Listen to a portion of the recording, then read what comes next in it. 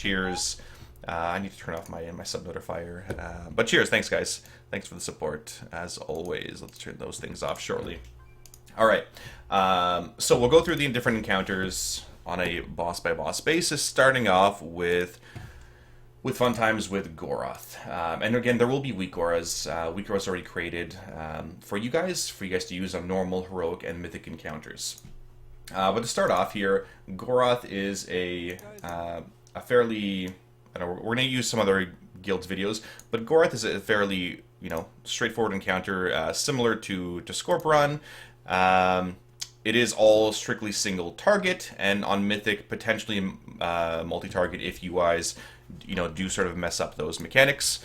It is a spread encounter, right? You'll see a lot of players spread for the most part, dealing with a number of different abilities. The first sort of ability that we're going to be seeing here is the Burning Armor. Now, Burning Armor is a fairly simple tank debuff. You guys have seen the same ability on Iron Reaver. So Iron Reaver, or the Burning Armor, looks sort of like... Let me pull it up here.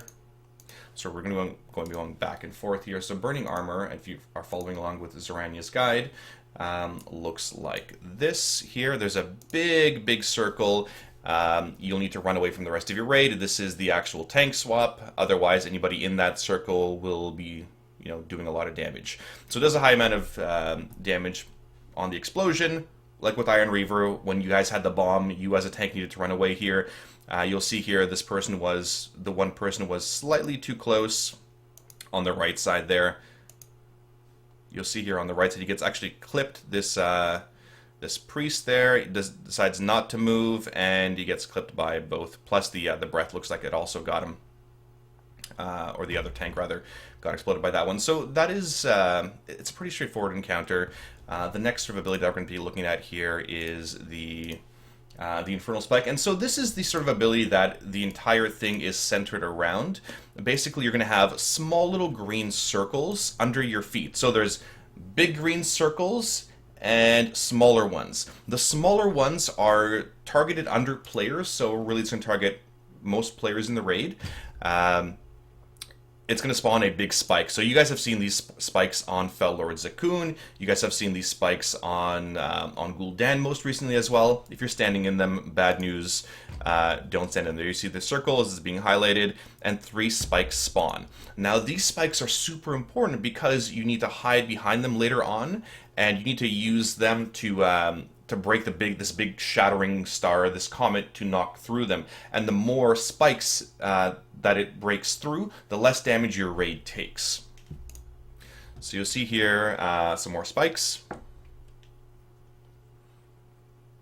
And so this is the other ability. This one is Crashing Comet.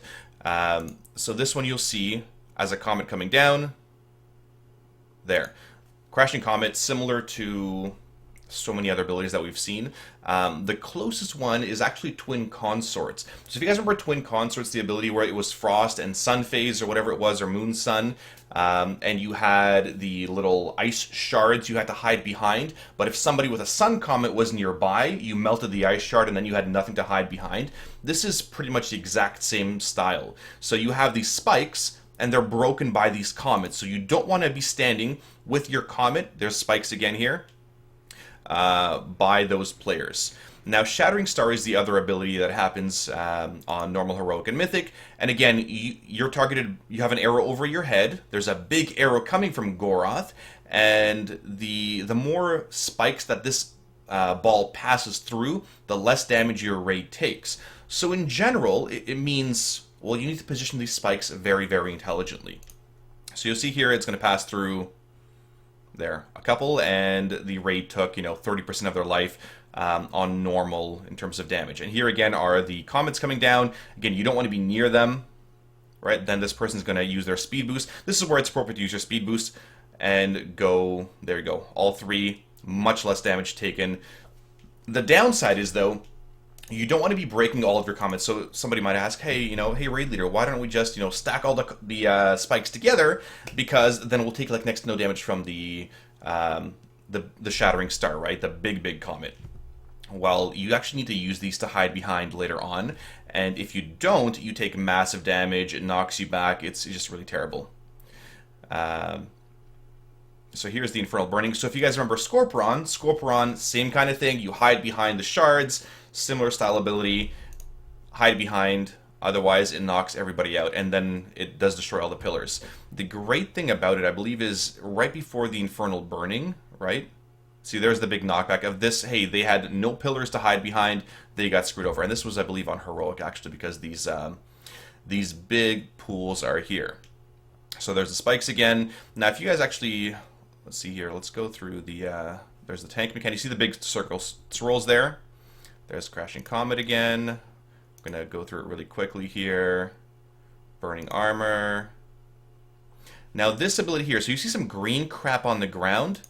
There. It's sort of, if you guys take a look at the room, it's separated into 4 main quadrants for the most part. And depending on what your strat is, most guilds are likely going to have them tanked close to the middle because of the different quadrant sections. One quadrant gets filled up by fire the entire time. What is it called? Fel Eruption. Fel Eruption is the ability that covers it. You will not have have room to stand. So you can see here.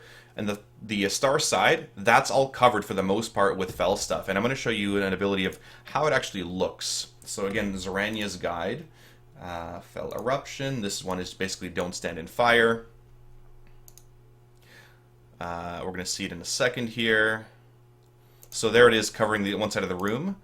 And hopefully we should see it here soon, bubbling around. Okay, so then it covered the other side. We should see it. Yeah, so here's the quadrant where they sort of talked about. So this is where you may want to have the boss tanked closer to the middle, because if he's tanked, let's say, all the way by red, well, then the boss has to move more, and if the boss is moving more, then your melee, for instance, are going to be DPSing a lot less. We're going to be likely tanking him close to the middle within these circles to minimize the movement of the boss. The downside of that is, well, we may have a little bit less control in terms of where we're positioning the spikes. Let's go through it again here. Basically, if you guys can, if you see all the way back there by the red X, there's little pools of lava. Those pools of lava start bubbling and start shooting shit out, and that's how you know that side is being erupted. So as a raid leader, you should be calling, hey, red side, skull side, blue side, green side, whatever, move away from that side. Because on Heroic, again, this is Heroic only, will be covered by that section.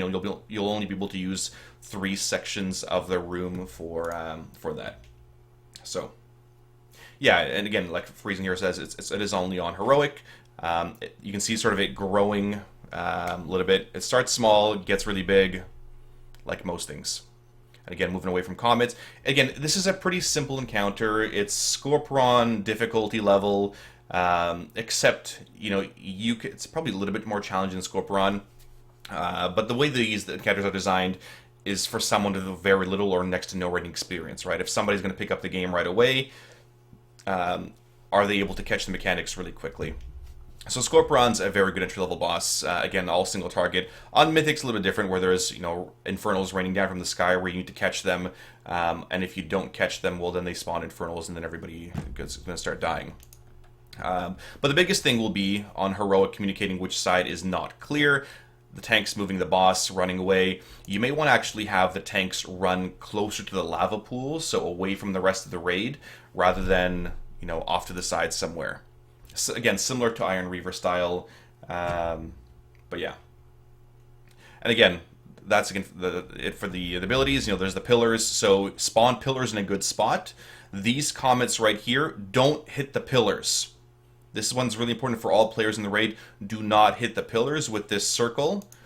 If you have the arrow over your head, go hide behind pillars. When Infernal Burning is happening, also go hide behind pillars. That's it in a nutshell. It is a pretty straightforward encounter.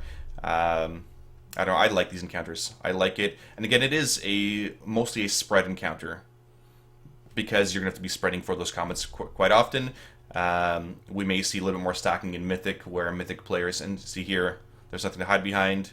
But at the very last second, those spikes will spawn, right? So if you're able to sort of see where your friends are spawning spikes, when the comet comes out or the Shattering Star comes out, you'll be able to hide behind it. But yeah, for sure. And that's it in a nutshell. I don't think there's anything else in Zarania's notes. Oops. In Zarania's notes.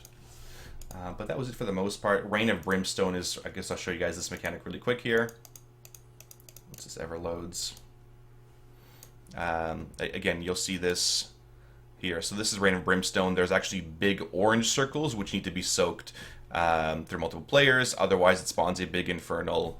That's really the main ability. And the comets, again, are much larger. Right, so you see the circles. I think they've changed the graphic of the swirls since then. So you likely see this kind of style thing. Or this was one of the old tests. Either way.